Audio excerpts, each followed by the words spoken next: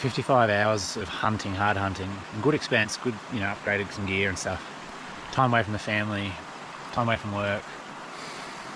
They're all costs for an interaction at 5 meters with a deer that I've personally seen one in 55 hours until just then.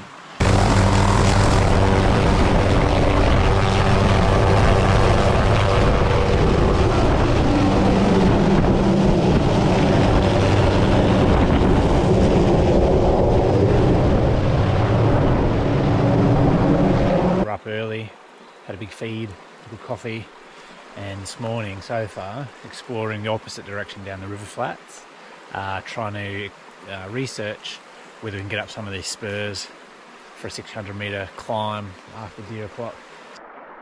Creek crossing 10 zillion. Let's go! I found one of these this morning and got both my boots wet.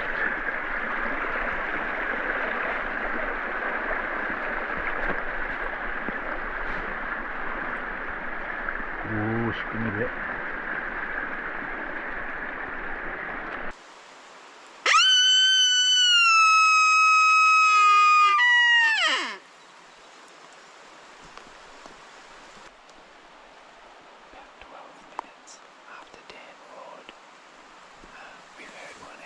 Left-hand side valley, which we actually didn't expect.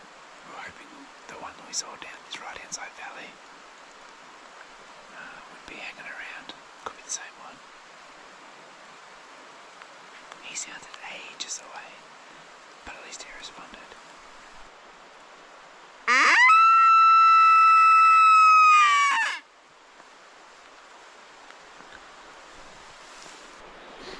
Alright, so slight change of plans. I'm popping down off the lookout.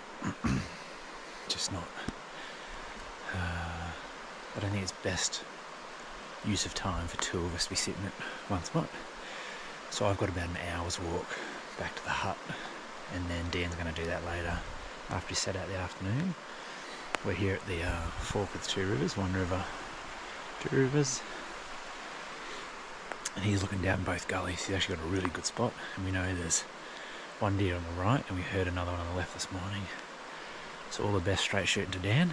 I'm going to hike back, have a quick lunch at the hut, and then go sit over those wallows that we saw just yesterday. Got all my cold weather gear on. Got proper cold up there with a cold breeze coming through. Coldest I've been in New Zealand yet.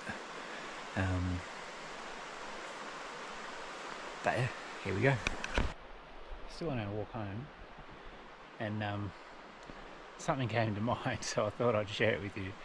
When I was a little kid and I hadn't read a book yet because they just didn't interest me, one of the first books I ever read was a pick your own adventure novel, and it used to really frustrate me to the point where I probably didn't pick up another book for quite a few years, because every time I picked a direction for the adventurer to go, he always died, or it was a very boring ending, or whatever. Just goes like, go back to chapter 7 and pick another adventure, and that drove me mad. But I was never clever enough to work out that my decision making skills of like which adventure the guy should go on actually got him in trouble. I think that's played out, that one book I read one time, in some good decision making skills. But just now I zigged instead of zagged, and now I'm up well above the creek on this deer trail. Don't get me wrong, there's deer scat on it, deer come this way, but I'm looking across the creek, looking at all that flat ground I could be walking on. Now I've got to peek my head around this corner with some shaggy drop-offs, or I can go back through all that thick stuff and zag instead of zig. But thought I'd share the thought I was having as I was discovering my way home. But as soon as I turned the corner where that river joined in, the wind's coming down the valley with the water, and it's further down there. It's quite a ways further, but it's further down there that I plan on hunting this afternoon. So I'm backing back out my 100 steps. Can't cross there because I'm soft. No, because it's deep. Alright, so Thursday morning. Tomorrow's our last full day. Dan's in here getting ready. Hey Dan, I think the sun forgot to come up. We're ready early. First lights maybe just breaking. Anyway, we're off. Off to sit in a spot where we can glass 2 gullies. The only spot in the property where I think we can glass 2 gullies at one time. To sit and wait them out as a different style of strategy today. So wish us luck. Here we go. So this is the most North American type hunting I've ever bothered doing in my life. I even bought a chair, a collar,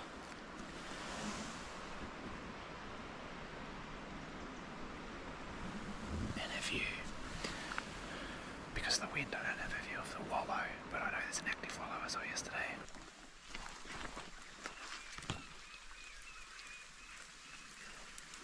On this level around there, but the spurs here, wind's in my face. So the only way it's going to go shitty is if he comes down this spur behind me to find me and gets winded. But I can't sit anywhere else with this wind and that view. So hopefully he's coming down from the other way or in below me. I'm just got an eye out over this stuff. But it's been a really hard week so far, and having to sit in a chair is actually really nice. So we'll see how it goes. So I've worked out the secret to sitting still in New Zealand, and it's putting on all of your clothes, like all of them. Okay, so I geared back up. It's now 4:25. Haven't heard anything other than a single call from that SIKA that way, just upwind. I don't need smart enough, he's not coming downwind. It's clever. That's the reason he's still alive. So I've packed back up. Last light's 5:30. And I've got about 200 metres max, maybe 150 metres done in an hour. So it's going to be really slow. If he's still there, I'd like to find him. All the cool stuff. Everything's wet, wet, wet, wet, wet. Warm. Wet, wet, wet, wet. Warm.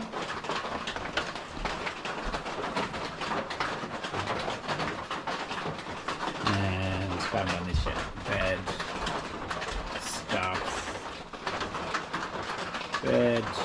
More wet stuff.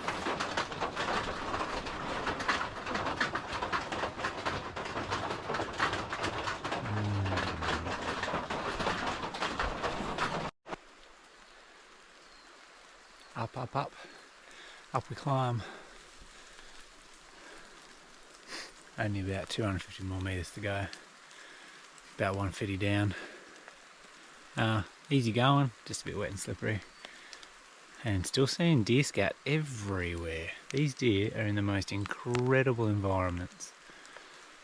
Hard to believe that they exist in here, let alone thrive. It's unreal.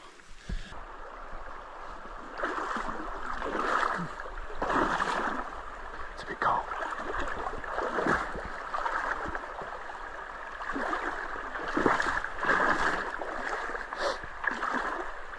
Oh, it's just starting to get really cold.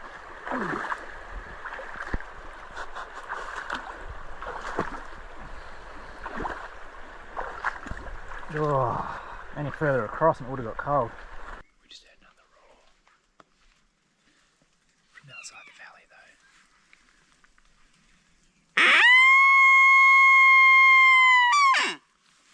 That was your best one in the middle.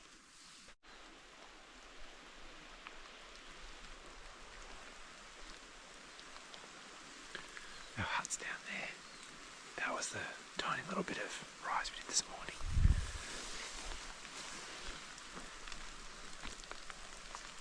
Still cruising along.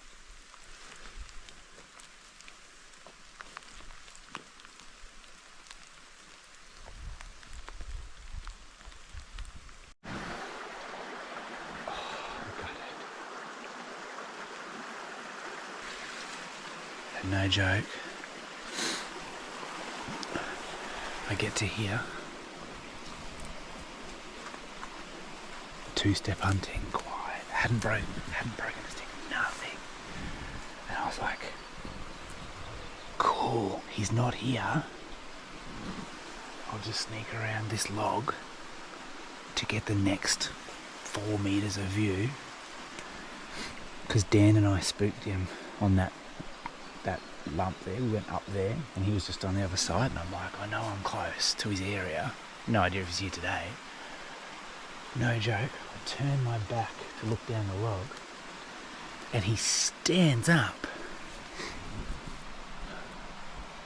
You see that bed? That brown bracken?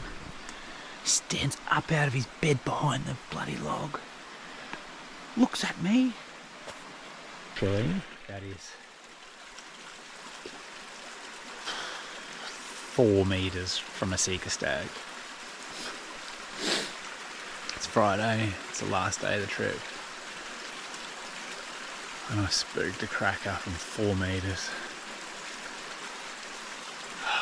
He's in his bed. I can't believe that. I'm gonna go show you how.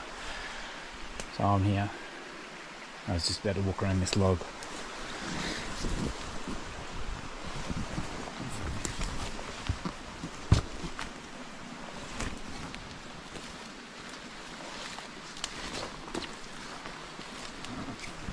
There's absolutely no wind. I checked it.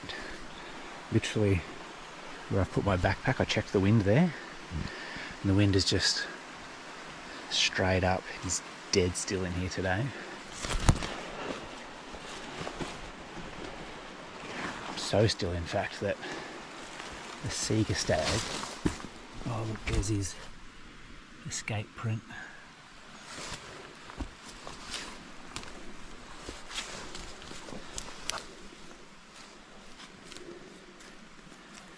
Yeah. Still bloody warm. He's literally asleep. And I was just there.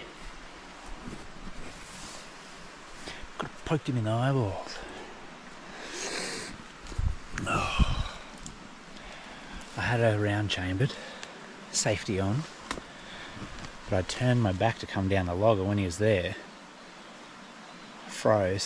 he froze, and I was like, he's obviously going to move. Thinking that SIKA might be a bit inquisitive, I've swung around, and I couldn't just shoot from the hip, like it's not a bloody shotgun. By the time I did that, I'd have got my safety off in that. Gone. But I took 2 steps right and I mewed, thinking he might pull up on the crest to look back. Man, I would have blasted him if he had pulled up on that one spot. But obviously being that close to me and that scared waking up, I took off at a rate of knots. What am I going to do all day? Oh, I'm so far from the next huntable area. I'm by myself. I've told Dan I have a plan. How far do you reckon they run? Do you reckon he's just up the gully? Or you reckon he's in the next postcode?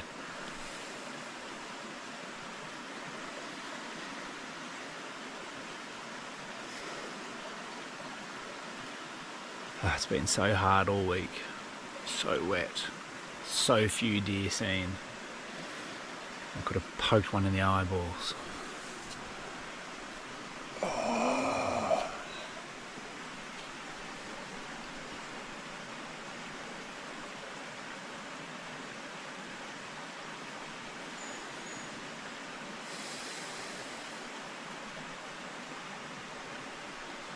Well, they call it hunting and not shopping for a reason, eh? Far out.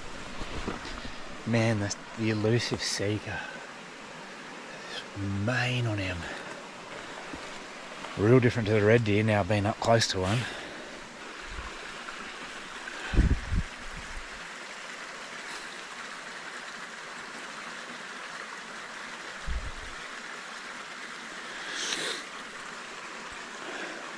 I'm going to go sit on some wet grass.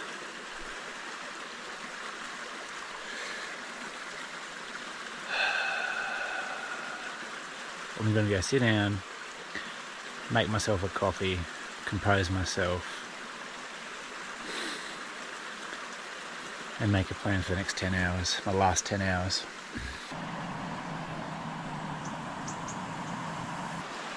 I've just put in 55 hours of really hard work, a week away from the family, for an interaction that could be gut-wrenching for some people.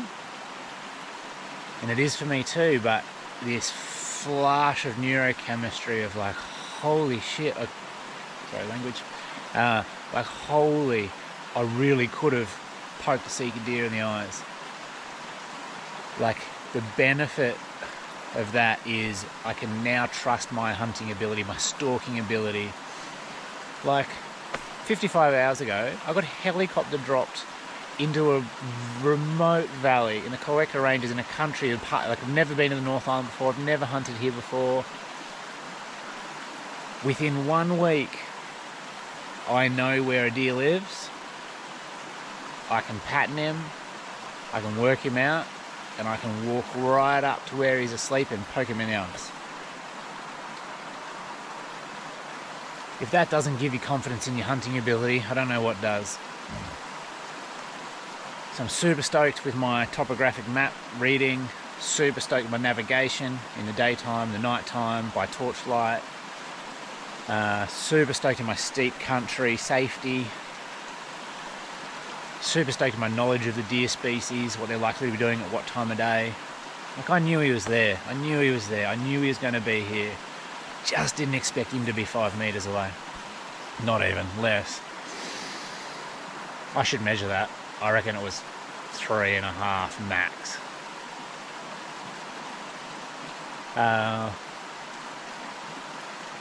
My resolve for the outdoors, my faith in my skills, and my alright gratitude for the opportunity is just unbelievable. It's overwhelming. I think that's what that intensity was. Thanks, Dan, for inviting me on your trip you won. And I hope you get a good experience today too. You've been putting in the hard yards.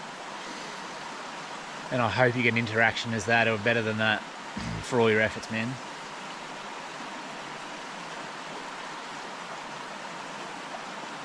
To explore new country. Coming up here, just going to poke my head around. I knew it was good country. I literally just got the map out and made a comment on a waypoint. Excellent country, excellent deer country. Come around, just behind that tree up there. Me. Really light coloured deer. So I think it was a doe, but only one that I saw. I only saw a rump bouncing away. Didn't see a head. Pretty sure it was a doe. But it's the first time I've actually spooked one that's wasn't the alarm call to a high-pitched one, just like a meh, and then off. I know what is good country. Gosh, I was being careful too. But see the thick bush there? There's no way I was going to see it no matter how slow I was going. Had the tree in the way, the thick scrub in the way, and it's just on the other side of that. Like I had the wind in my favour. We don't double check still.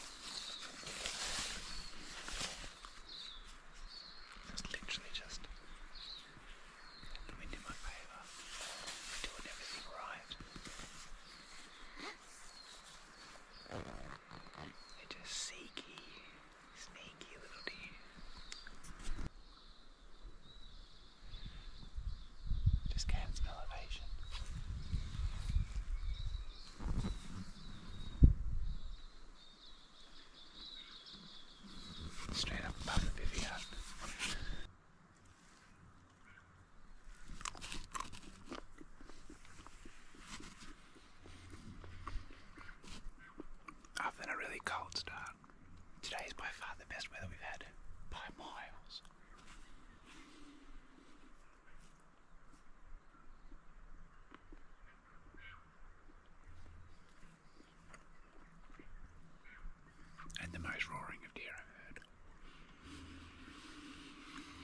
last day. Hopefully it all comes together. Alright, so I'm back to where I had coffee this morning for lunch. I got honey soy chicken today. They've been pretty good backcountry.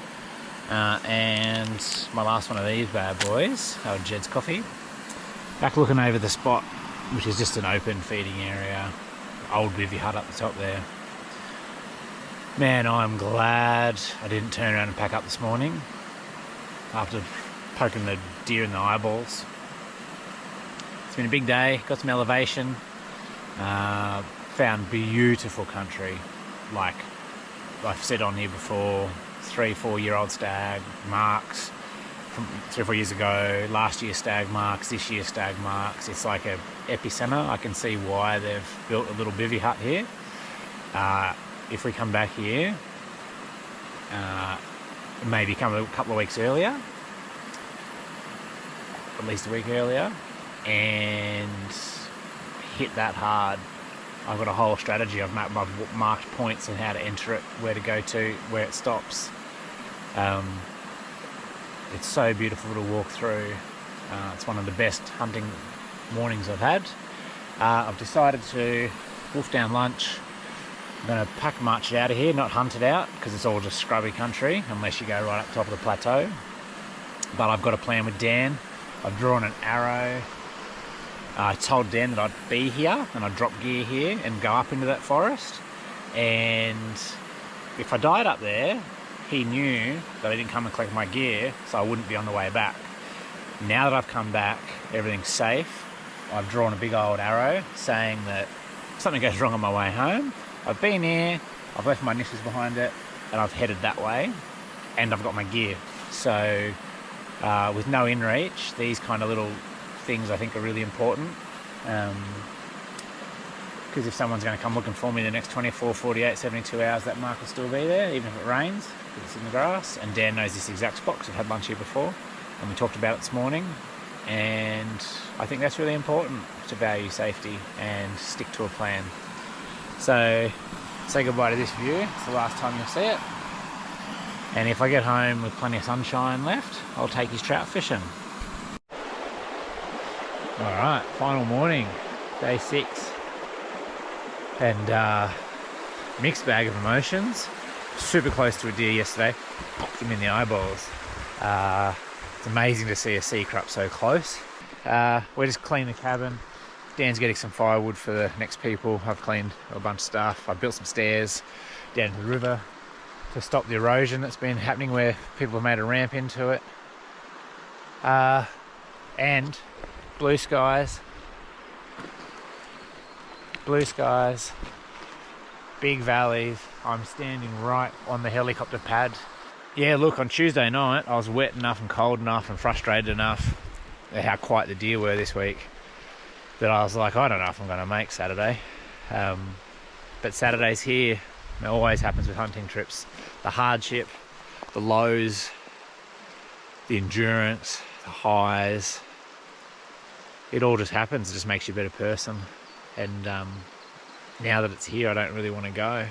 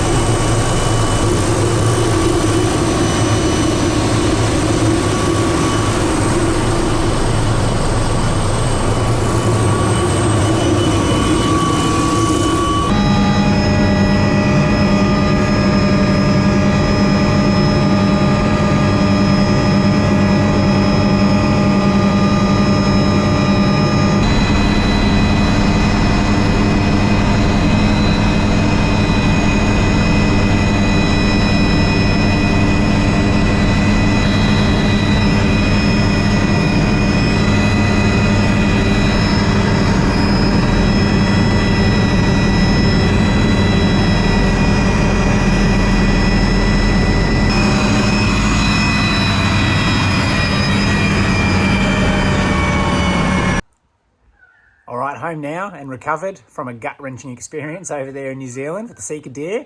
If you want to see us shoot stuff, jump on the red deer one where we shoot an absolute crack in 5x5. Cookies on the back and queue. And give the channel a like, give it a subscribe so we can keep making more stuff. I've got a tar hunt coming up in the spring. I've got some fallow and some chasing pig stuff out west. And I'm looking forward to making some more videos for us all.